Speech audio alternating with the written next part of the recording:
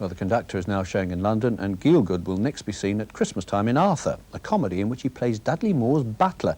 Consider that prospect carefully, and I think you'll find that whatever else your mind is doing, it's certainly boggling. Well, now, those who were paying close attention last week may have heard David Putnam predicting the decline and virtual disappearance of the cinema on account of the rapidly changing technology in this modern age. And that technology, plus dwindling audiences anyway, has no doubt contributed to the rank organisation's recent decision to close 29, if not more, of their unprofitable cinemas this month. Happily, since that original announcement, 7 picture houses have been reprieved, mostly in London, and others may be similarly saved, and that's good news.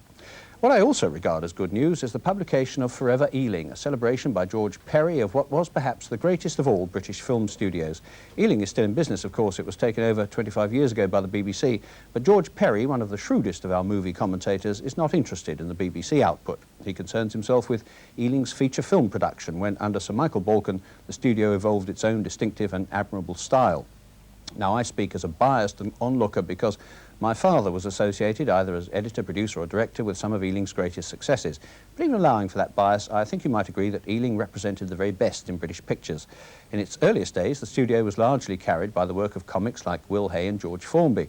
But later, what one might call the house style came into being and produced memorable comedies such as Passport to Pimlico, Whiskey Galore and The Lady Killers. And let's not forget that Ealing also played no small part in launching the screen career of Alec Guinness. Well, all that history is lovingly and accurately recreated by George Perry, and inspired by his book, we've based this week's competition on Ealing Studios, and in particular 3 roles played there by Alec Guinness. What you have to tell me is the titles of these 3 films and the names of the 3 characters portrayed therein by Guinness. One thing the Ruskies do really well. Shouldn't have done that.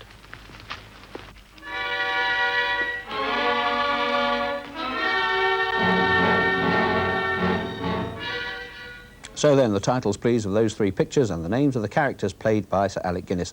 Answers on a postcard by Friday to Film 81, BBC Television Centre, London, W12 8QT. The winner will receive a copy of George Perry's Forever Ealing, and the runners-up get the T-shirts. Last week, I showed you stills of 3 stars and asked you first to name them and then tell me what they all had in common. Well, the answers were Ringo Starr, Susan St. James, and David Carradine. And what they have in common is that they've all been tattooed. Amazing, isn't it? Why, you ask yourself? And in the case of Susan St. James, where, you ask yourself? And then if you're not careful, you can be carried away into very strange reveries. However, there was a clue concealed in last week's programme. The competition was entitled On Your Marks, and Bruce Dern, in Tattoo, was later to be heard referring to a tattoo as The Mark. Anyway, the winner was John Hudson of Burton-on-Trent, who wins the Illustrated Directory of Film Stars by David Quinlan, to be followed perhaps by a companion volume called the Directory of Illustrated Film Stars. And the T-shirt winning runners-up were Gary Owen of Peterborough and Mr. A. Fox of Pontefract. And that's more or less that for now. To round things off, though, let me tell you about a family adventure film which opened yesterday in the Midlands. I haven't seen it yet, presumably because London's going to be part of a later provincial tour. But it's called Across the Great Divide. It's set in the wilderness of British Columbia, and it tells of 2 abandoned orphans who set out in the face of appalling difficulties to claim their inheritance in Utah. This is the sort of difficulty they have to overcome. Until next Monday night at 11, goodbye. Come back here!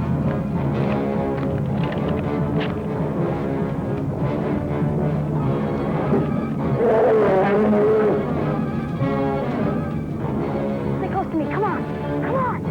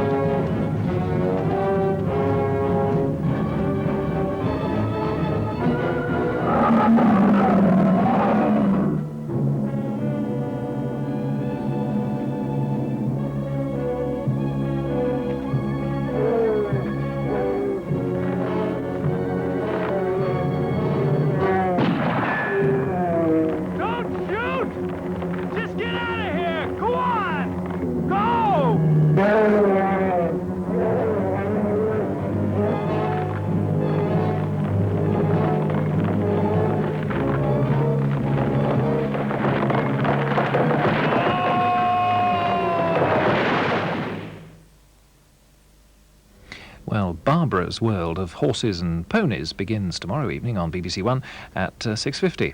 Those Angels return at 7:15, and Jim Rockford opens a two-part case of Profit and Loss at 7:40.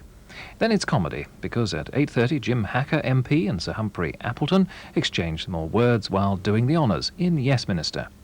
The 9 o'clock news is followed by Play for Today, a dramatisation of what might happen if the Thames were to flood. London is drowning. Norman St John Stevens begins a series of conversations at 10:40, his first guest being the Archbishop of Canterbury, the Most Reverend Robert Runcie. Finally, Kojak patrols Manhattan at 11:10. These are programmes for Tuesday night on BBC1. Now, the news headlines with Gabor Rado.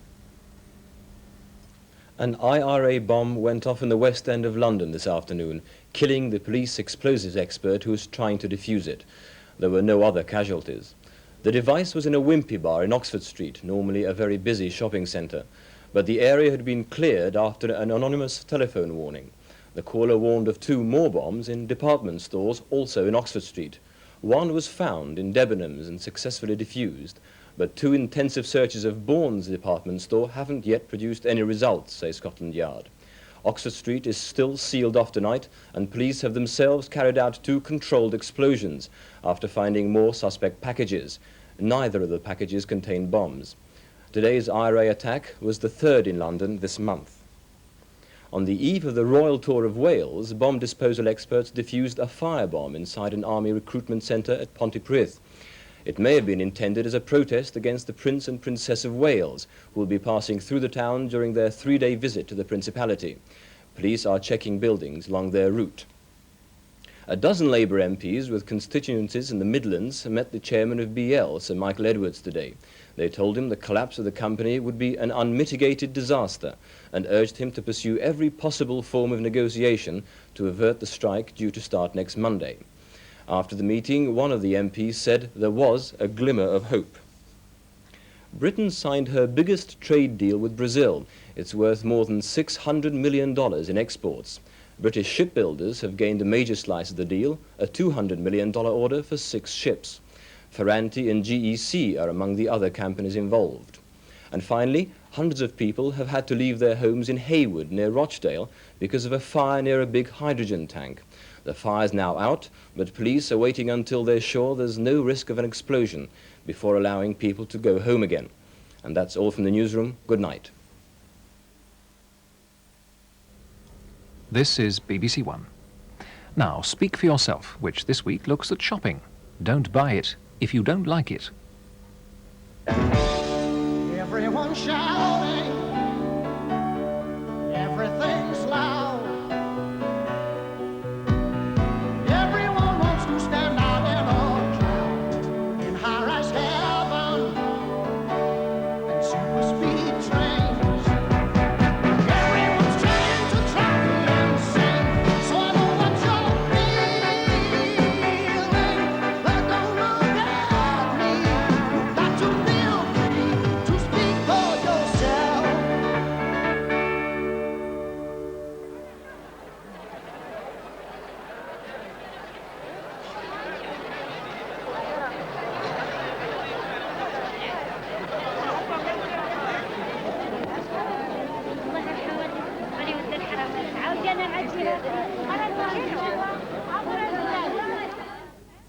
Hello. That market reminded me of my last holiday. You know, I'm always a bit frightened when I'm abroad and I'm trying to buy something in the local market. I don't know how to bargain, probably because I'm not used to it. There are different ways of shopping all over the world, but there's one thing that's the same wherever you live. People want to buy the best at the lowest price, and we all have our own ways of trying to get the lowest price. In Britain, you can't bargain in a shop, but you can go to a different shop where the prices are lower. So, many people shop around before they buy something. That is, they go to as many shops as they can to see the prices. Or they look in the windows. Or they go in and ask about them. Then when they find the best shop, they buy what they want there. Of course, the time to get real bargains is at the sales. That's when shops reduce a lot of their prices. I got this pullover in the sale. It was a terrific bargain. I only paid £8 for it, and the original price was £16. This week's programme is about making sure that what you buy in a shop is what you really want. It's called Don't Buy It If You Don't Like It. I know exactly what you mean.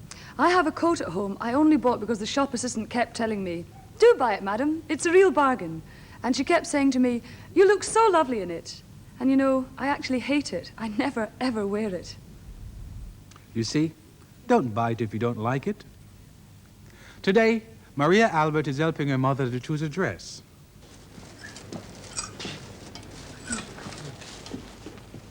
Maria's mother likes department stores because she can walk around and have a look. Found anything? Oh, they're all too small. Where's the shop assistant?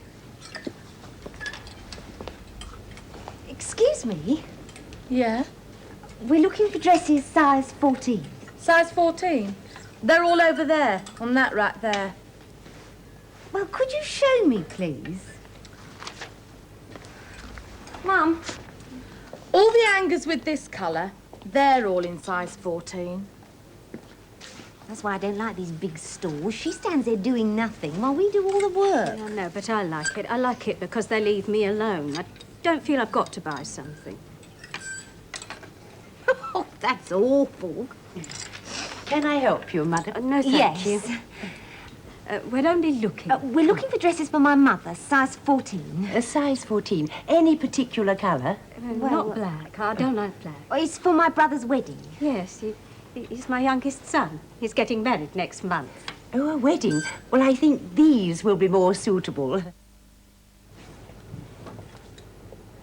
Oh. I think it's too tight. Let me see. Oh, yes, it's too tight. It's too tight across the back. Oh, yes, you're quite right. This is a nice one, madam. No. No, I'm sorry. I don't like the pattern. Oh, well, that's all right, madam. This one is the latest style. Let me try it. Oh, It's so loose. Oh. Well, madam? Don't you think it's a bit large for my mother? Is it really size 14? Well, that's the style, madam. The size is right. Size 14. It's so loose. Oh, no, look, it's too large. Oh, That's look, the so style, weird. madam. Well, what do you think, Maria? Well, I don't think I really like it. Oh, no, neither do I. No, anyway, it's too long. No, I'm sorry. No, I don't think I want it. Oh, I don't like the sleeves. No, I don't like them either. No. No, I'm sorry. I don't like the sleeves. Oh, dear. I don't like the material. I don't like nylon. Ugh. Oh, I don't like it either. The material's so shiny.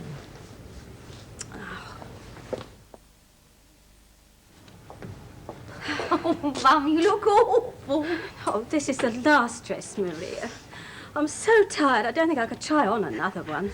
No, I'm sorry, I think I'll leave it. I'm just too tired. Oh, I'm sure I've got the right dress for you, madam. I'm sorry. Oh, go on, Mum, just this last one. For luck. Oh, all right.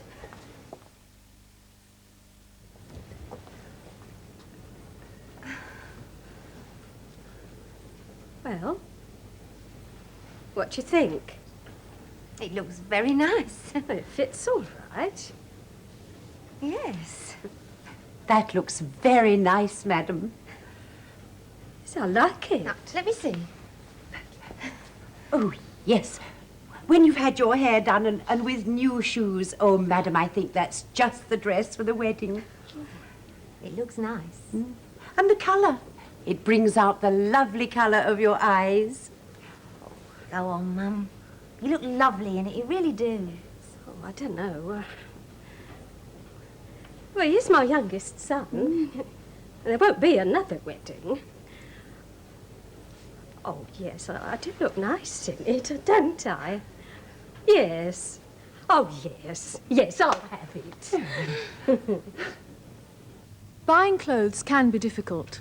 I'm glad Maria's mother found the right dress. Let's look at what happened. First of all, Maria and her mother had to get the shop assistant to help them. Excuse me? Yeah?